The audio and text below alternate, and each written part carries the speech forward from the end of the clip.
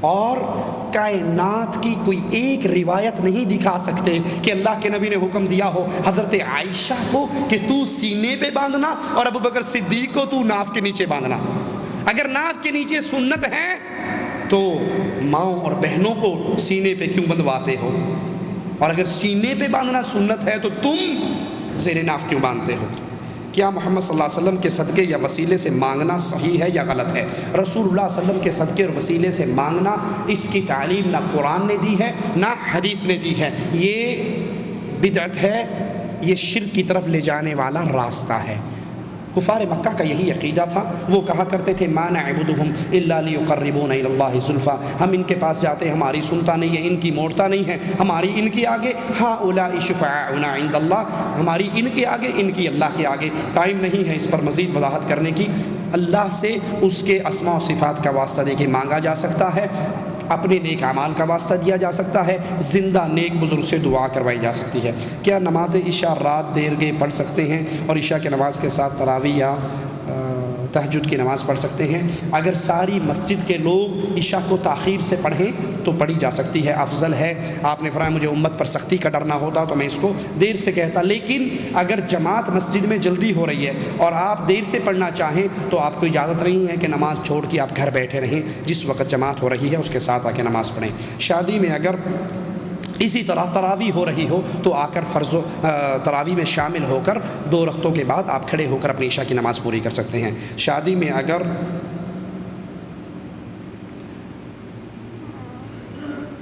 یہ شیخ پڑھیے کیا ہے، ہمیں تو سمجھ نہیں آیا۔ ایک شخص کہہ رہا ہے کہ تم لوگ مجھ سے دم ہوئی الائچی لے کر کھا لو تو نماز پڑھنے کی ضرورت نہیں، اس آدمی کے لیے کیا کرنا چاہیے؟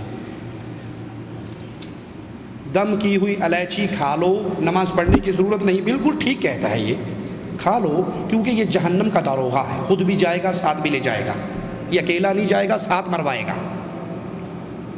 اگر نماز سے کسی کو چھٹی ملتی تو اللہ کے نبی صلی اللہ علیہ وسلم وفات والی بیماری میں بار بار کہتے اصلی الناس، لوگوں نے نماز پڑھ لی، مجھے اٹھاؤ بٹھاؤ میں نماز پڑھنے کے لیے جاتا ہوں۔ کیوں علی اور فضل کے کندھوں پہ ہاتھ رکھ کے اپنے پاؤں کے سٹتے ہوئے نبی مسجد میں آئے؟ عمر خطاب رضی اللہ عنہ وارضا زخمی ہو کے گر چکے ہیں، ہوش آتے ہی پہلا سوال کرتے ہیں کیا میری نماز پوری ہو گئی؟ مجھے بٹھاؤ میں اپنی نماز پوری کر لوں۔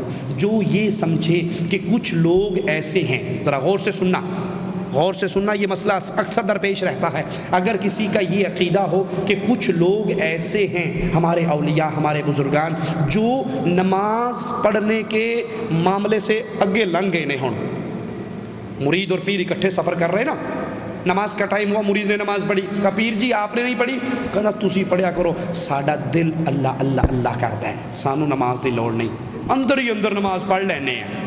روٹی شوٹی کھائی بھی تھی، پیپسی لسی پی بھی تھی، تھوڑی دیر کے بعد کہندا مرید کو لوٹا لے آئی پانی دا، کہندا کیوں؟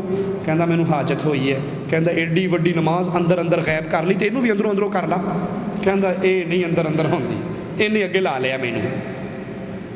جو لوگ یہ عقیدہ رکھیں کہ ہمارے اولیاء اور بزرگان اور صوفیاء کرام نماز روزے کے مقام سے آگے گزر چکے ہیں تو سنیے، یہ بندہ کافر ہے، مسلمان نہیں ہے، یہ بندہ کافر ہے، مسلمان نہیں ہے، کیونکہ اللہ کی شریعت میں کسی کو یہ اجازت نہیں کہ وہ شریعت کے دائرے سے باہر نکل سکے۔ ایک سوال کیا تھا آج، اس کی والدہ کا انتقال ہو گیا ہے، اس روز پہلے سے نماز نہیں پڑھ رہی تھی، تو وہاں کے عالم نے کہا کہ ہر نماز کے بدلے کفارہ ہے، کہا کیا کفارہ ہے؟ کہا کشتہ کا۔ ہاں تو اس کو ضرورت ہوگی پیسوں کی، بیچارے نے اس کو مانگ لی اتنے۔ ایک سوال ہے کہ یہ ٹوپی پہن کر نماز پڑھنا ضروری ہے؟ دیکھیے، اگر کسی کے سر پہ اچھا کپڑا ہے، رومال ہے، پگڑی ہے، عمامہ اصل میں سنت طریقہ ہے تو وہ اس کو سر پہ رکھے نماز پڑھے، لیکن نماز کی شرط سر ڈھانپنا نہیں ہے۔ رسول اللہ صلی اللہ علیہ وسلم کی حدیث مبارکہ ہے جس کے کندھے ننگے ہوں اس کی نماز نہیں ہوتی۔ اگر سر ننگا کرنے سے نماز میں خلل پڑتا تو اللہ کے نبی کی حدیث یوں ہونی چاہیے تھی جس کا سر ننگا ہو اس کی نماز نہیں ہوتی۔ ایسی حدیث دنیا کے اندر کوئی بھی نہیں ہے، ٹھیک ہے؟ حدیث کیا ہے؟ جس کا کندھا ننگا ہو اس کی نماز نہیں ہوتی، سر ننگا ہو تو نماز ہو جاتی ہے۔ لیکن ہمارے ہاں الٹی گنگا بہہ رہی ہے، وہ کیسے؟ آپ چلے جاؤ ان کی مسجدوں میں نماز شروع کرو بغیر ٹوپی کے تو وہ پلاسٹک اور کھجور کے چھکو سمجھتے ہیں جو اونٹ کے منہ پہ چڑھتا ہے، وہ چھکو دروازے کے کونے پر پڑے ہوتے ہیں، وہ اٹھاتے ہیں اور اس کا سر پہ زور سے رکھتے ہیں۔ وہابی گستاخ بے ایمان ننگے سر نماز پڑھ رہا ہے۔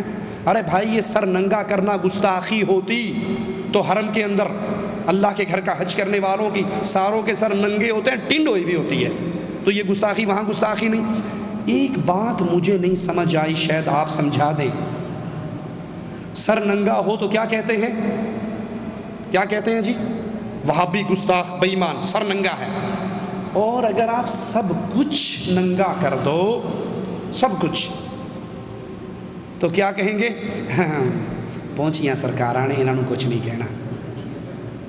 اعوذ باللہ من الشیطان الرجیم۔ صرف سر ننگا ہوا تو گستاخ، سب کچھ ننگا ہوا رجسٹرڈ ولی، سٹیمپ لگ گئی، اے اولیاء اللہ نے ہیں، پہنچیاں سرکاراں نے، اے مجذوب نے، بس اللہ نہ لو لگی ہے، انہوں پتہ بھی کوئی نہیں کوئی شے ٹاپنی کہ نہیں ٹاپنی۔ اگر یہ سب کچھ ننگے کرنے سے ولایت ملتی تو منڈی ننگی کرنے سے تھوڑی سی ولایت تو ملنی چاہیے نا۔ یہ الٹا گنگا ہمیں نہیں سمجھ آتی۔